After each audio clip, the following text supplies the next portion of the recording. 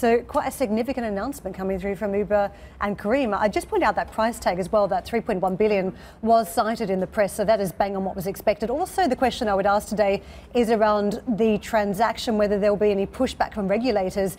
It's expected to close in the first quarter of 2020. What sort of hurdles will happen between now and then? But let's go to Hadley and Dan in Dubai, who have been covering the story as well, and looking very closely at all the devil in the details. So let me toss it over to you on that note. What do you make of the deal?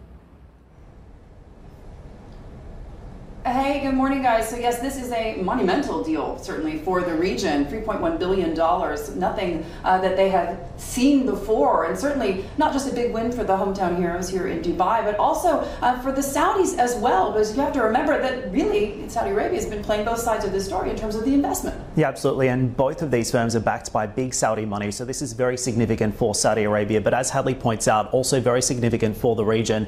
In terms of the overall operational impact on Careem, it's also been confirmed that Careem will be operating as a standalone entity within the region. That's also very significant in order to maintain that homegrown brand appeal that Uber is also looking for. Certainly part of the reason they've decided to acquire this business. What are they getting in this $3.1 billion transaction, Hadley? Well, have a look at Careem. This is a business that's gone from strength to strength since it was founded by two former McKinsey consultants back in 2012. What Uber is acquiring here is 30 million brand new users right across the fast-growing Middle East region. It's also getting those users across 15 different countries in 90 different cities. So this is an easy bolt-on for Uber as it continues on that pathway towards IPO. Of course, that is going to be very significant to look out for, because the other question that investors could be asking here is, how is this going to impact the metrics for Uber, and what does it mean for its valuation, Hadley? Of course, that's a really important question. And I want to take a quick look now at the Saudi Tadawul, because you have to remember, of course, that when we talk about the major investors in Careem, we have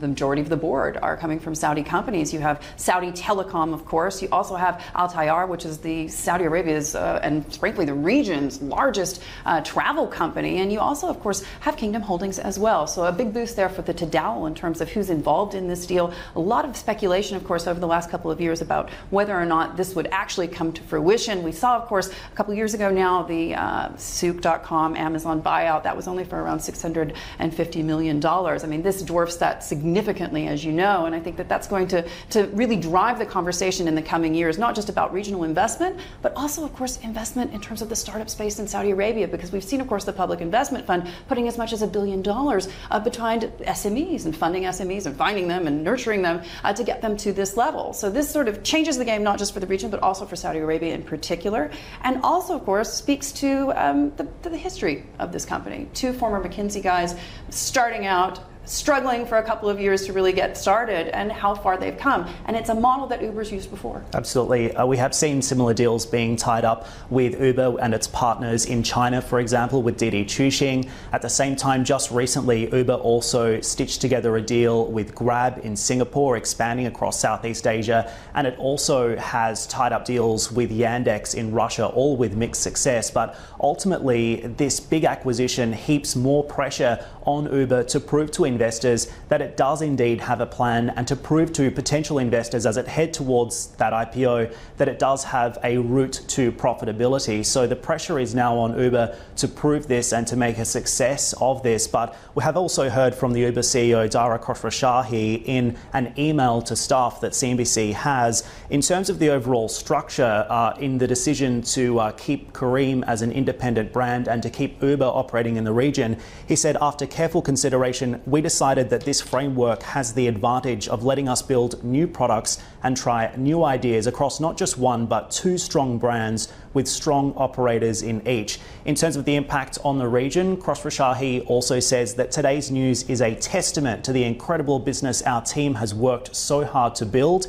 He goes on to say it's a great day for the Middle East, for the region's thriving tech sector, for Careem and for Uber. So a lot of optimism from Uber on this big tie-up today, Hadley. Hi, I'm Joanna Bersecci, and thank you for watching. You can check out more of our videos by clicking on the boxes on the screen. And don't forget to subscribe to our channel for more from CNBC International. Thank you for watching.